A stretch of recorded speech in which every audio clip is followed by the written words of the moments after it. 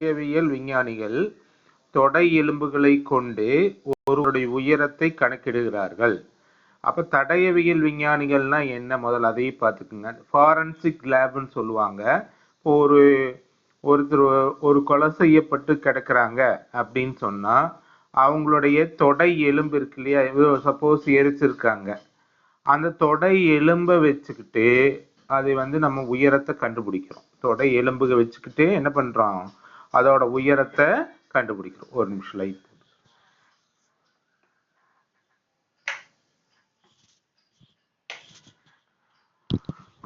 அப்போ தொடை எலும்புகளை வச்சுக்கிட்டு ஒரு உயரத்தை கண்டுபிடிக்கிறோம். அதுக்கு ஒரு ஃபார்முலா இருக்குது, அவங்க யூஸ் பண்றாங்க. என்னது, அவர்கள் பொதுவாக h of b equal to 2.47b plus 54.10 என்ற சார்பை பயன்படுத்துகிறார்கள். அதாவது தொடை எலும்பு இருந்துச்சுன்னா அந்த அந்த இதோட, அதாவது என்ன சொல்றது, காலங்காத்தால் இந்த கணக்கா போயிடுச்சு, சாரி, அந்த உருவத்தோட ஹைட் கண்டுபிடிச்சிடுறாங்க. அப்போ இது பி ஆனது தொடை எலும்பின் நீளம்னு வச்சுக்கோம், சரியா? பி ஆனது போன் அப்படின்னு வச்சுக்கோங்க. தொடை எலும்பின் நீளம், ஹெச் ஹைட்டை குறிக்குது. அப்போ அதுல ஒன்னொன்னா கண்டுபிடிக்க சொல்றாங்க. என்ன சொல்றாங்க, எச் ஆனது ஒன்றுக்கொன்றான சார்பு என சரிபார்க்க. ஃபர்ஸ்ட் கேள்வி. கேள்வி புரிஞ்சுதாப்பா? கேள்வி புரிஞ்சுதா ரம்யா? இன்னொரு இடம், அதாவது ஒரு அதுக்கு ஒரு ஃபார்முலா மாதிரி கொடுத்துருக்கான். எப்படி ஒன்று கொடுத்த ஒன்று நாம் கண்டுபிடிக்கிறோம், அந்த ஃபார்முலா. அதாவது என்னது, அந்த ஒரு பாடி கிடக்குதுன்னு வச்சுக்கோங்களேன். தடயவியல் விஞ்ஞானிகள்லாம் போலீஸ்ல இருப்பாங்க, ஃபாரன்சிக் சயின்டிஸ்ட்னு சொல்லுவாங்க. தடயம் இருந்துச்சுன்னா அதை வச்சு கண்டுபிடிக்கிறவங்க. அது மாதிரி அந்த போன் இருந்ததுன்னா அந்த போனை வச்சுக்கிட்டு, தொடையோட போன் வச்சுட்டு அந்த பாடியோட ஹைட் எவ்வளவுன்னு கண்டுபிடிக்கிறாங்க. அதுக்கு என்ன ஃபார்முலான்னு பார்த்தீங்கன்னா, திருப்பிக்கிறேன். அதுக்கு என்ன ஃபார்முலா அப்படின்னு பார்த்தோம்னா, நாம h of b equal to 2.47b plus 2.47b. புக்ல பாக்குறீங்களா இப்ப யாராவது? h of b equal to 2.47b plus 54.10, அதுதான் ஃபார்முலா. அந்த ஃபார்முலா வச்சுக்கிட்டு இந்த மூணையும் கண்டுபிடிக்க சொல்றாங்க. என்னது, h ஆனது ஒன்றுக்கொன்றான சார்பா, h ஆனது ஒன்றுக்கொன்றான சார்பா என சரிபார்க்க. அப்புறம் ரெண்டாவது கேள்வி, தொடை எலும்பின் நீளம் 50 சென்டிமீட்டர் எனில் அந்த நபரின் உயரத்தை காண்க. அப்புறம் மூன்றாவது கேள்வி, நபரின் உயரம் கொடுத்திருக்கான். ஈஸியா தான் இருக்கு, ரொம்ப முக்கியமான கணக்கு, அதனாலதான் இது இப்பவே நடத்துறேன், சரியா? அந்த நபரின் உயரம் கொடுத்திருக்காங்க, அதுல இருந்து தொடை எலும்பின் நீளத்தை காண்க அப்படின்னு இருக்காங்க. ஒரு கணக்கு சார்பான்னு கேட்டிருக்காங்க. இன்னொரு கணக்கு நம்ம தொடை எலும்பு நீளம் கொடுத்துட்டு நபரோட உயரத்தை கேட்கிறாங்க. அடுத்தது நபரின் உயரம் கொடுத்துட்டு தொடை எலும்பின் நீளத்துக்கு கேட்கிறாங்க, சரியா? ஃபர்ஸ்ட் இதை நம்ம சார்பான்னு கண்டுபிடிக்கிறோம். ஃபர்ஸ்ட் நம்ம இதை என்ன பண்றோம், சார்பான்னு கண்டுபிடிக்கிறோம். சரி, இப்ப இந்த இதுல பாத்துக்கோங்க, பேப்பர்ல ஃபர்ஸ்ட் அந்த ஃபார்முலாவை எழுதிக்கிறோம். நாம அவன் கொடுத்திருக்க formula 1.16 h of b equal to 2.47b plus 54.10. இதுதான் அந்த ஃபார்முலா.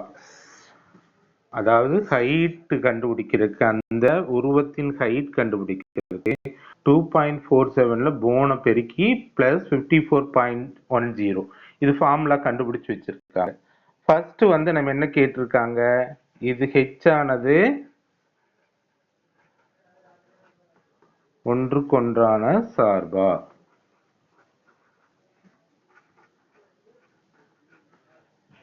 ஒன்றுக்கொன்றான சார்பான்னு கேட்டிருக்கான். அதுக்கு நம்ம ஃபர்ஸ்ட் என்ன பண்ணிக்கிறோம், அது சோதிக்கிறதுக்காக ஹெச் ஆஃப் பி ஒன் ஒன்று வச்சுக்கிறோம் equal to H of P டூன்னு வச்சுருக்கோம்.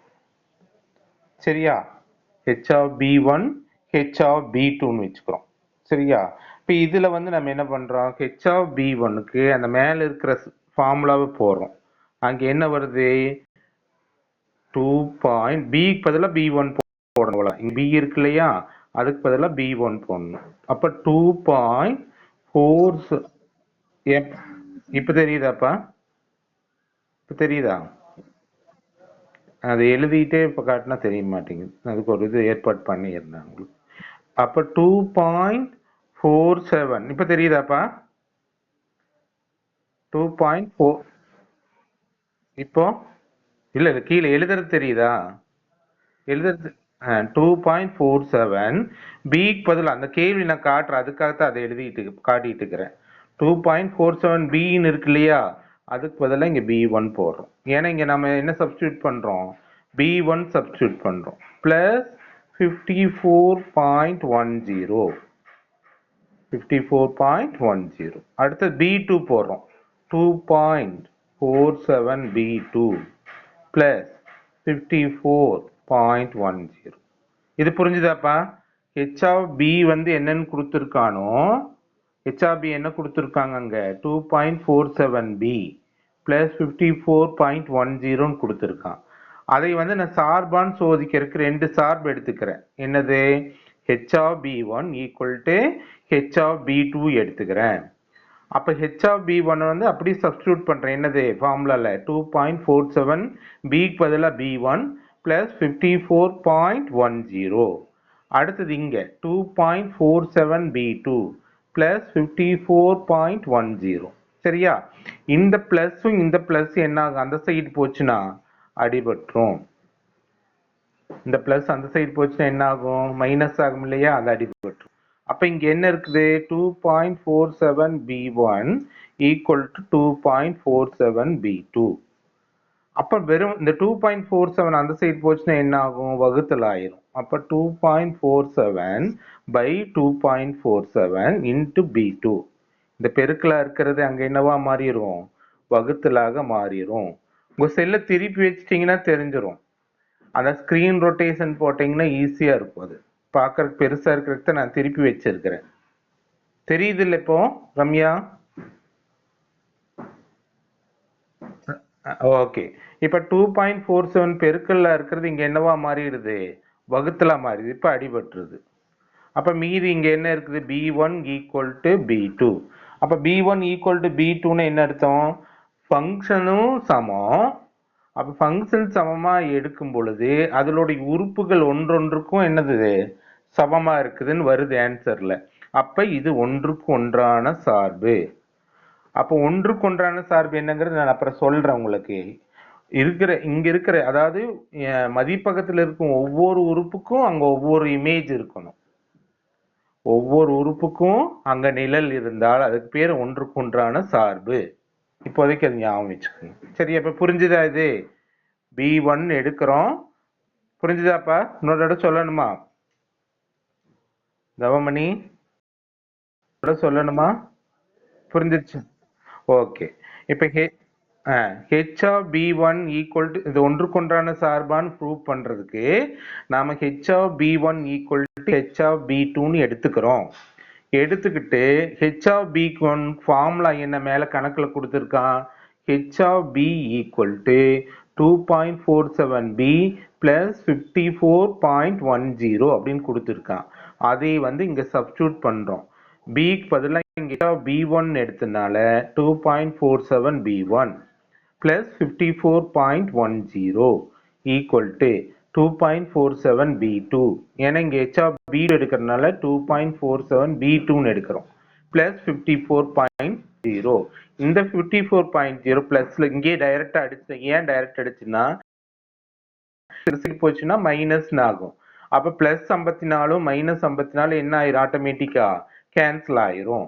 அப்போ மீதி என்ன இருக்குது, இங்கே 2.47 P one equal to 2.47 P two இருக்கு. அப்போ இது வந்து பெருக்கல் 2.47. அந்த பெருக்கல் 2.47 அந்த சைடு வந்துச்சுன்னா வகுத்தல் 2.47 மாறும். இந்த மேலே பெருக்கலும் வகுத்தலும் கேன்சல் ஆயிரும்.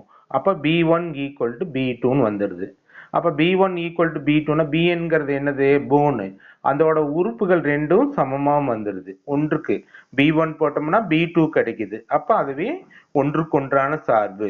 ஒன்றுக்கொன்றான சார்புனா ஒன்றும் இல்லைங்க, நான் சும்மா ரஃபா போடுறேன் பாருங்க, இதுக்கு அது கணக்கு சம்மந்தம் இல்லை. இப்போ இங்கே 3 இருக்குதுன்னு வச்சுக்கோங்க. இப்போ ஏபிசின்னு இருக்குது. அப்போ ஏபிசின்னு இருந்துச்சுன்னா இங்கே 1 2 3ன்னு இருந்ததுன்னா ஏ வந்து 1, பி வந்து 2, சி வந்து 3க்கு போகுது. அப்போ இது வந்து என்ன? இந்த மதிப்பகத்தில் இருக்கும் ஒவ்வொரு உறுப்புகளுக்கும் வீச்சகத்தில் இருக்கும் ஒரு உறுப்போட தொடர்பு இருந்துச்சுன்னா அது ஒன்றுக்கொன்றான சார்பு. ஒன்றுக்கு ஒன்று. சரியா? அப்ப இதையே நம்ம என்ன சொல்றோம்? B1 ஈக்குவல் டு B2 வருது. எனவே இது ஒன்றுக்கொன்றான சார்புன்னு எழுதிக்கிறோம். புரிஞ்சுதா? ரெண்டாவது போலாமா? ரெண்டாவது போலாமாப்பா? Okay okay. அப்ப ரெண்டாவது சம் என்ன கொடுத்துருக்கான்னா, தொடை எலும்பின் நீளம் கொடுத்துருக்கான், உயரம் கண்டுபிடிக்க சொல்றாங்க. ரெண்டாவது கேள்வி வந்து தொடை எலும்பு கொடுத்துருக்கான்.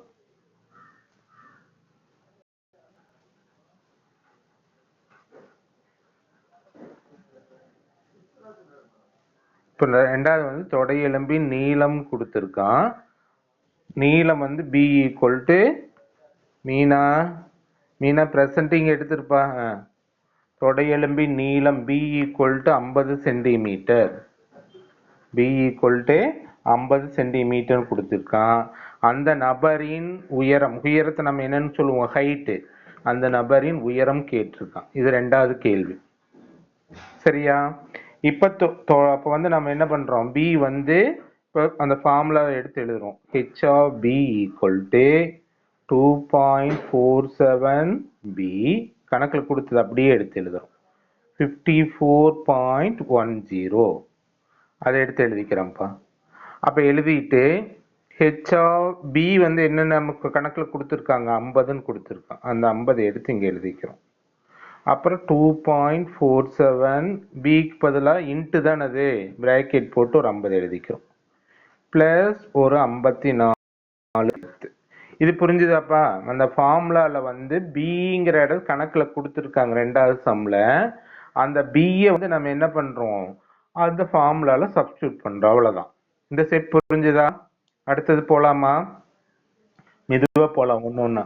ஏன்னா 2 தடவை சொன்னால் டைம் பத்துறது இல்லை, அதனால் மெதுவாகவே போய்க்கலாம். சரி, இப்போ இந்த ஃபர்ஸ்ட் இந்த 2.47ஐயும் 50ஐயும் பெருக்கிறோம். இந்த சைடில் பெருக்கி காட்டுட்டுமா? இந்த சைடு தெரியுதான்னு பாருங்க. இந்த சைடில் நான் பெருக்கிறேன். நீங்கள் எப்பவுமே வலது பக்கம் பெருக்கணும். நான் இந்த சைடு சும்மா பெருக்க இடம் இங்கே இருக்கிறனால 2.47 இன்ட்டு 50. சரியா? புள்ளியை மறந்துட்டு பெருக்கணும். ஃபர்ஸ்ட் ஜீரோவால் பெருக்கிறீங்க. 7 into 0 0, 4 into 0 0, 2 into 0 0. இப்போ 5ஆல் பெருக்கும்போது 7 35, மீதி 3, 5 20 3, 23, மீதி 2, மறுபடியும் 2 10 2 12. அப்போ 0 5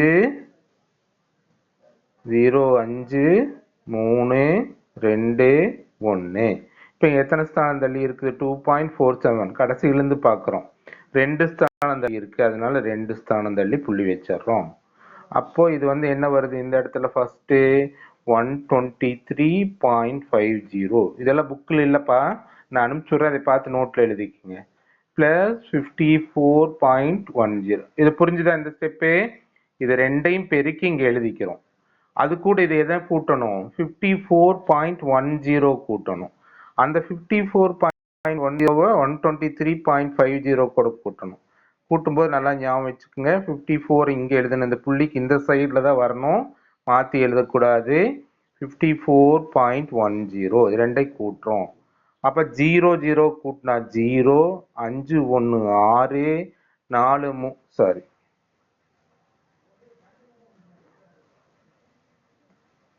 0 0 0, 5 1 6, 3 4 7, 5 2 7 1. அப்போ இது என்ன வருது? 177.6 சென்டிமீட்டர். அப்போ இந்த ஹைட் என்ன? அந்த அந்த அந்த உருவத்தோட தொடை எலும்பு 50 சென்டிமீட்டரா இருந்தால் அந்த ஹைட் வந்து அந்த உருவத்தின் ஹைட் வந்து 177.6 சென்டிமீட்டரா இருக்கும் அப்படின்னு கண்டுபிடிக்கும். இது புரிஞ்சுதா? இது புரிஞ்சுதாப்பா? ஓகே, மூணாவது போலாமா? மூணாவது வந்து கேள்வி என்னன்னா, மூணாவது கேள்வி நபரின் உயரம் கொடுத்துருக்கான். புக் கையில் வச்சிருக்கீங்களா? புக் கொஞ்சம் இருந்தா அப்படி பார்த்துக்குங்க, இல்லைன்னா இங்க நான் சொல்லும்போது கேட்டுக்குங்க, அவ்வளவுதான்.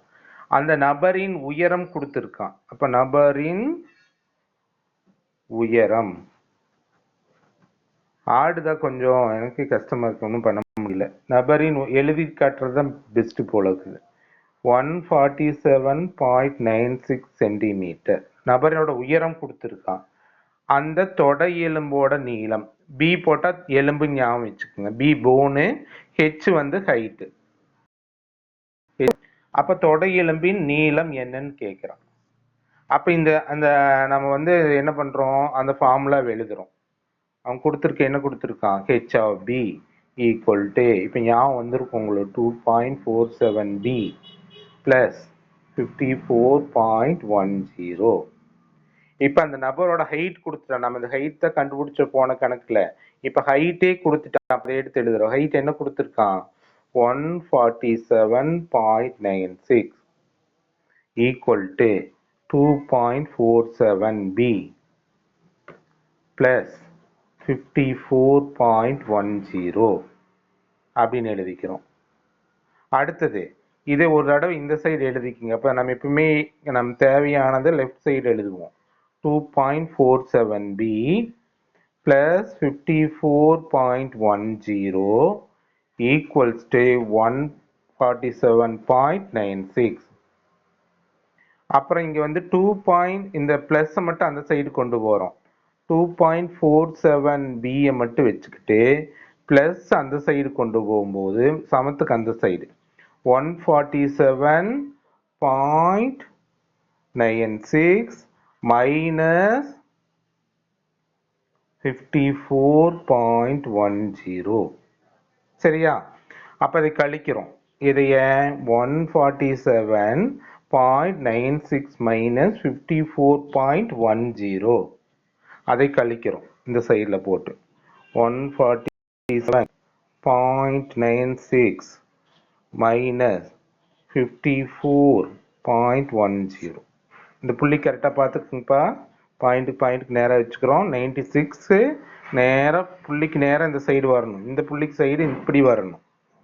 அப்ப 6ல இருந்து 0 போச்சுன்னா 6, 9ல இருந்து 1 போச்சுன்னா 8, 7ல இருந்து 4 போச்சுன்னா 3, 4ல இருந்து 1 போகாது, இங்க 14, 14ல 5 போச்சுன்னா 9. அப்ப இங்க என்ன வருது, 93.86 வருது. அப்ப B மட்டும் வச்சீங்கன்னா இந்த பெருக்கலா இருக்கிறது என்னவா மாறும்?